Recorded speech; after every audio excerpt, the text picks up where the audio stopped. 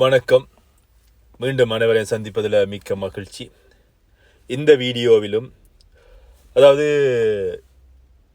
இலங்கையினுடைய எங்களுடைய வடபகுதியில் பெரிய ஒரு பொருளாதார மையமாக இருக்கின்ற ஆனையிறவு உப்பளம், அதாவது பார்த்தீங்கன்னா இது ஒரு பெரிய ஒரு பொருளாதாரம், இலங்கையினுடைய பொருளாதாரத்தை தாங்கி பிடிக்கின்ற ஒரு பகுதி அப்படின்னு சொல்லலாம். என்று சொன்னால் ஒரு காலகட்டத்தில் ஆனையிறவு உப்பளமாக இருக்கலாம், அல்லது காங்கேசந்துறை சீமெந்து தொழிற்சாலையாக இருக்கலாம், இங்கே இருக்கின்ற எங்களுடைய வாழைச்சேனை இந்த கடதாசி தொழிற்சாலையாக இருக்கலாம். இப்படி இலங்கையுடைய பொருளாதாரத்தை தாங்கி பிடித்த தொழில் மையங்கள் இருந்தன.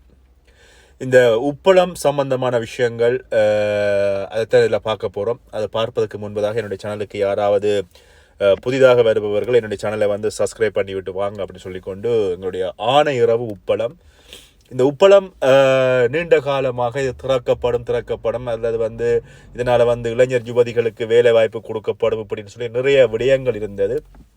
ஆனால் குறிப்பிட்ட உப்பளமானது ஒரு கட்டத்துக்கு அப்புறமாக அதனுடைய ஒவ்வொரு அரசாங்கத்தினுடைய மாற்றங்கள் வருகின்ற பொழுது திறப்பதா இல்லையா ஒவ்வொருத்தரும் அதுக்கான நிதி ஒதுக்கீடு செய்வது, இப்படி பல்வேறுபட்ட பிரச்சனைகள்லாம் இந்த உப்பளத்தினுடைய பிரச்சனை நகர்ந்து கொண்டிருந்தது. அதனால நீண்ட காலமாக இது திறக்கப்படாமல் இந்த போருக்கு முடிந்ததுக்கு அப்புறமா 2009ஆம் ஆண்டு போர் மௌனவிக்கப்பட்டதுக்கு பின்பதாக இந்த உப்பளம் பார்த்தீங்கன்னு சொன்னால் இல்லை அப்படின்னு சொல்லலாம். அதுக்கப்புறமாக இப்போ பார்த்தீங்கன்னு சொன்னால், அதாவது என்பிபி அரசாங்கத்தினுடைய ஆட்சி காலத்தில் இது துறக்கப்பட மாட்டாது அப்படின்னு சொல்லி நிறைய விஷயங்கள் பேசப்பட்டு கொண்டிருந்தது.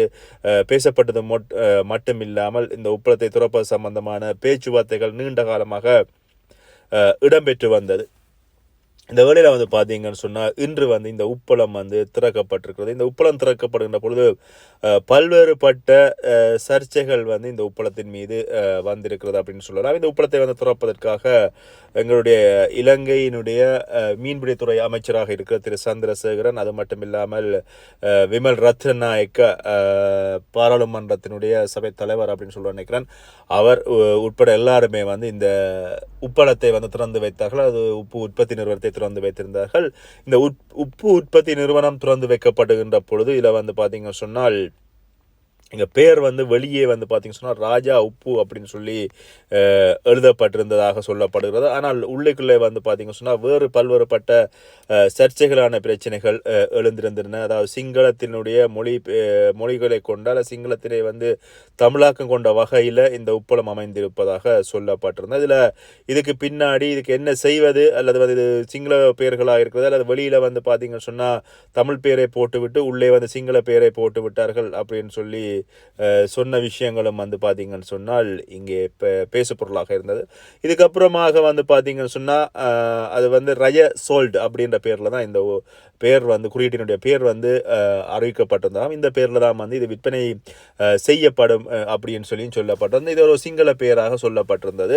இதனால் பார்த்தீங்கன்னு சொன்னால் இது சம்பந்தமாக பேர் மாற்றப்பட வேண்டும், தமிழில் பேர் வர வேண்டும் அப்படின்னு சொல்லி பல்வேறுபட்ட சர்ச்சைகளான கருத்துக்கள் இடம்பெற்றிருந்தது. இதில் திரு சந்திரசேகரன் ஐயா அவர்கள் என்ன சொல்லியிருந்தார்னு சொன்னால், இது சம்பந்தமாக நாங்கள் உடனடியாகவே இதனுடைய பேர் மாற்றம் செய்வோம் அப்படின்ற வகையில் தன்னுடைய கருத்தை சொல்லியிருந்தார். அதில் பேர் மாற்றப்படும், அதாவது ஒரு சில தினங்களுக்குள்ள மாற்றப்படும் அப்படின்னு சொல்லி, நாங்கள் ஆனையிறவு உப்பு அப்படின்னு சொல்லி நாங்கள் இதனை விற்பனை செய்வோம் அப்படின்னு சொல்லி சந்திரசேகரன் அவர்கள் சொல்லியிருந்தார். இதில் இன்னும் ஒரு விஷயம் என்னென்று சொன்னால், திரு ரஜீவன் அவர்களும் உடனடியாகவே சொன்னார் இது சம்பந்தமாக பேர் மாற்றங்கள் செய்யப்படும் அப்படி என்று சொல்லி. ஆனால் அதற்கான எந்த விதமான கருத்துக்களோ அல்லது இது சம்பந்தமான செய்திகளை யாருமே வெளியிடவில்லை. ஆனால் அவர்கள் தங்களுடைய முகநூல் பக்கங்களில் சொல்லியிருந்தாங்க இதற்கான பெயர்கள் மாற்றப்படும் அப்படின்னு சொல்லியும்.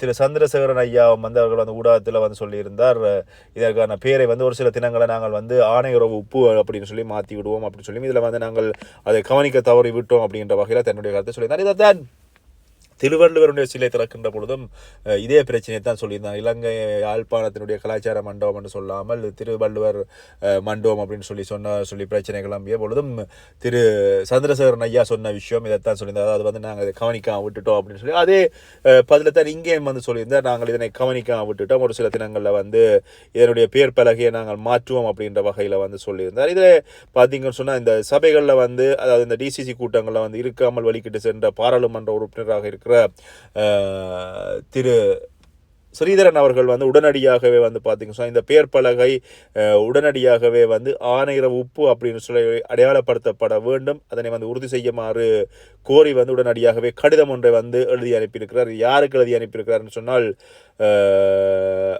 அந்த அமைச்சுக்களுக்கும் இலங்கை அரசாங்கத்துக்குமே வந்து எழுதி அனுப்பியிருக்காங்க. அது மட்டும் இல்லாமல் இதில் வந்து பார்த்தீங்க சொன்னால் 9 தசாப்தங்களாக வந்து பார்த்தீங்க சொன்னால் ஆயிரவு உப்பு அப்படின்னு சொல்லி ஆயிரவு உப்பளத்தினுடைய செயற்பாடுகளை வந்து பார்த்தீங்க சொன்னால் இப்போ வந்து ஆரம்பிக்கப்பட்டது வந்து எங்களுக்கு மகிழ்ச்சி அளிப்பதாகவும், ஆனால் இதனுடைய பேரை வந்து மாற்ற வேண்டும் அப்படின்னு சொல்லி இவர் கடிதம் எழுதி அனுப்பியிருக்கிறார் திரு பாராளுமன்ற உறுப்பினர் ஸ்ரீதரன் அவர்கள் வந்து இதனால் உடனடியாக வந்து பார்த்தீங்கன்னு சொன்னால் இதுக்கான நடவடிக்கை எடுக்க வேண்டும் அப்படின்னு சொல்லியும் சொல்லப்பட்டிருந்தது. அதுக்கப்புறம் வந்து பார்த்தீங்கன்னு சொன்னால் உடனடியாகவே வந்து என்னுடைய பேர் மாற்றப்படும் அப்படின்ற வகையில் சந்திரசேகரன் ஐயா அவர்கள் அறிக்கை விட்டிருப்பது அப்படின்றது வந்து உண்மையில வரவேற்கத்தக்க விஷயம். ஆனால் ஒரு செய்திகளை அல்லது வந்து ஒரு பெயர் பலகை அப்படின்ற பொழுது தமிழர்களுடைய பகுதிகளில் தமிழர்களுடைய பெயரில் வந்து இருக்க வேண்டும் அப்படின்றத வந்து தமிழர்கள் விரும்புவார்கள் அப்படின்றதை இவர்கள் இந்த சிங்கள அரசாங்கத்தினரோ அல்ல சிங்கள இன பெற்றுக்கொண்டவர்களோ வந்து அதனை வந்து கவனிப்பதில்லை. ஏதோ அவர்கள் தங்களுடைய கடமைக்காக வந்து பார்த்தீங்கன்னு சொன்னால் இவ்வாறான விஷயங்களில் ஈடுபடுவது அப்படின்றது கவலைக்குரிய ஒரு விஷயம். ஆனால் மக்களை பொறுத்தவரையில் சிங்கள அரசாங்கமாக இருக்கிற என்பிபி அரசாங்கம் எங்களுடைய தமிழ் மக்களுக்காக எல்லா வகையான சேவைகளையும் சரியான வகையில் செய்யும் அப்படின்னு சொல்லி நம்பிக்கொண்டிருக்கிறார்கள். ஆனால் என்பிபி அரசாங்கம் தமிழர்களை வந்து ஒவ்வொரு வகையில் ஏமாற்றுவது இதுகளுக்கு எல்லாமே வந்து ஒவ்வொரு அடிப்படை காரணங்களாக இருக்கும். உண்மையில கவலைக்குரிய ஒரு விஷயமாக இருந்தது. பேர் மாற்றப்படுகிறதா இல்லையா அப்படின்றத நாங்கள் பொறுத்திருந்து தான் பார்க்கணும். சொன்னால் பேர் மாற்றப்படுகிறது அப்படின்றது வந்து உண்மையில நல்ல ஒரு விஷயமாக இருக்கும். சரி, இந்த விஷயம் இப்படியே இருக்கின்ற பொழுது இன்னும் ஒரு விஷயத்தை இந்த வீடியோவில் நான் உங்களோட சேர்த்து பகிர்ந்து விடுகிறேன். அதாவது வந்து எங்களுடைய இளங்குமரன் அவர்கள் வந்து பார்த்தீங்க சொன்னால் பல்வேறுபட்ட சர்ச்சைக்குரிய ஒரு ஆளாக அண்மை காலங்களாக இருந்து வருகிறார். அதில் வந்து பார்த்தீங்க சொன்னால் நாங்கள் என்ன அப்ப கோப்பைகளா அப்படின்னு சொல்லி இளங்குமரன் வந்து ஊடகவியலாளரும் கேட்கப்பட்ட ஒரு கேள்வி வந்து எழுந்திருக்கிறது. இளங்குமரனுடைய கதை அல்லது அவர் பேசுகின்ற தொனி அல்லது வந்து அவர் மக்களோடு சரி அல்லது வந்து ஒரு அரசாங்க உத்தியோகத்தர்களோடு சரி அல்லது ஒரு பொது சபையில் வந்து அவர் கதைக்கின்ற பேசுகின்ற வார்த்தை பிரயோகங்கள் வந்து ஒரு அநாகரிகமான விஷயமாகவோ அல்லது வந்து அவர் தனக்குத்தான் எல்லாம் தெரியும் என்கிற வகையில் இளங்குமரன் அவர்கள் பேசுவது வந்து பார்த்தீங்க சொன்னால் தெரிகின்ற ஒரு விஷயமாக இருக்குது. இந்த வகையில் யாழ்ப்பாணத்தினுடைய வலுசக்தி அமைச்சருடைய நிகழ்வில் ஏற்பாடு செய்யப்பட்ட மின்தடை தொடர்பில் வந்து சமூக வலைத்தளங்கள் அது மட்டுமில்ல ஊடகவியலாளர்கள் பதிவிட்டமை தொடர்பில் வந்து நாடாளுமன்ற உறுப்பினர் இளங்குமரன் ஊடகவியலாளர்களுடன் தர்க்கத்தில் வந்து ஈடுபட்டிருந்தார். இந்த தர்க்கம் இன்று நடந்ததில்லை. அதே மாதிரி நேற்று முன்தினம் பார்த்தீங்கன்னு சொன்னால் சாவகச்சேரி டிசிசி கூட்டத்திடம் போலீசாரோட தர்க்கத்தில் ஈடுபட்டிருந்தார். டாக்டர் அர்ச்சுனாவோட தர்க்கத்தில் ஈடுபட்டிருந்தார். அவர் வந்து பார்த்தீங்கன்னா தானும் வந்து ஒரு நடைமுறையில் வந்து ஒரு பிரபல்யமான அரசியல்வாதி அப்படின்றத வந்து காண்பிப்பதற்காக தன்னுடைய ஒரு சில நடவடிக்கைகளில் ஈடுபட்டு கொண்டிருப்பதையும் காணக்கூடியதாக இருந்தது. சில நேரங்களில் ஓடிக்கொண்டிருக்கிற டிப்பரை மறைச்சு அதில் வந்து ஏறி நின்று ஃபோட்டோ எடுத்து போடுவார். இப்படி தானும் வந்து பார்த்தீங்கன்னா உடனடியாகவே வந்து அந்த உடனடியாக பிரபல்யமாவதற்கான முயற்சிகளில் வந்து ஈடுபட்டு கொண்டிருக்கிறார் அப்படின்னு சொல்லலாம். இந்த நிகழ்வில் வந்து அமைச்சர்கள் பிரதி அமைச்சர்களினுடைய பங்கேற்புடன் தேசிய புத்திஜீவிகள் அது மட்டும் இல்லாமல் பொறியியலாளர்கள் எல்லாருமே வந்து இந்த விஷயங்களை வந்து கலந்து கொண்டதாகவும் கலந்துரையாடல் நடுவிலே வந்து பிரதி அமைச்சர் உரையாற்றி கொண்டு வந்த பொழுது திடீரென மின் துண்டிப்பு வந்து நின்றிருக்கு. இதனை அவதானித்த ஊடகவியலாளர்கள் இதனை காணொலியாக்கினார்கள். அது மட்டும் இல்லாமல் இதனை ஊடகவியலாளர்கள் தமது சமூக வலைத்தளங்களும் வந்து பதிவேற்றியிருந்தாங்க. இதனை அவதானித்த பாராளுமன்ற உறுப்பினர் இளங்குமரன் ஊடகவியலாளர்களுடன் இந்த மின்வெட்டு மண்டபத்தில் மாத்திரமே மின் துண்டிக்கப்பட்டது, எங்களை அப்ப கோப்பைகளை நினைக்க வேண்டாம் என்று அச்சுறுத்துகின்ற வகையில் வந்து தர்க்கம் புரிந்துவிட்டு சென்றதாக செய்திகள் வெளியாக இருக்கின்றன. சில நிமிடங்களில் மீண்டும் அந்த பாராளுமன்ற உறுப்பினர் தான் தவறாக கூறிவிட்டேன் அப்படின்னு சொல்லி ஊடகவியலாளர்களிடம் மன்னிப்பு கேட்ட விஷயமும் வந்து பார்த்தீங்கன்னு சொன்னால் சமூக வலைத்தளங்களில் பகிரப்பட்டு கொண்டிருக்கிறது. அவருடைய கதைகள் அப்படின்றது வந்து இப்போ அண்மை காலங்களாக வந்து பார்த்தீங்கன்னு சொன்னால் என்பிபியினுடைய நான் பாராளுமன்ற உறுப்பினர் அல்லது வந்து நான் என்பிபியினுடைய அரசாங்கம் அப்படின்னு சொல்லி நினைக்கின்ற வகையில் அவர் கதைக்கின்ற ஒரு விஷயம் வந்து கவலைக்குரிய ஒரு விஷயமா இருக்குது.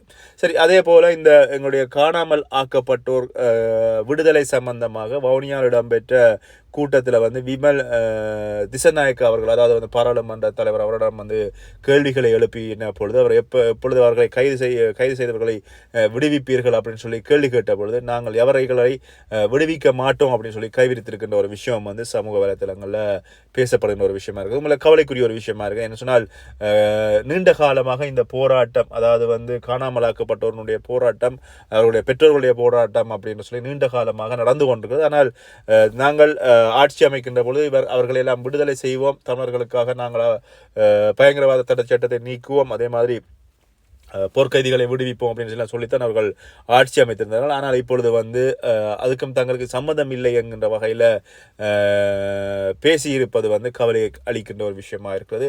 இவைகள்லாம் இன்று வந்து பார்த்தீங்கன்னு சொன்னால் சமூக வலைத்தளங்களில் வந்து பேசப்படுகின்ற விஷயமாக இருக்கிறது அப்படின்னு சொல்லிக்கொண்டு மீண்டும் இன்னொரு வீடியோ சந்திக்கின்றேன். நன்றி, வணக்கம்.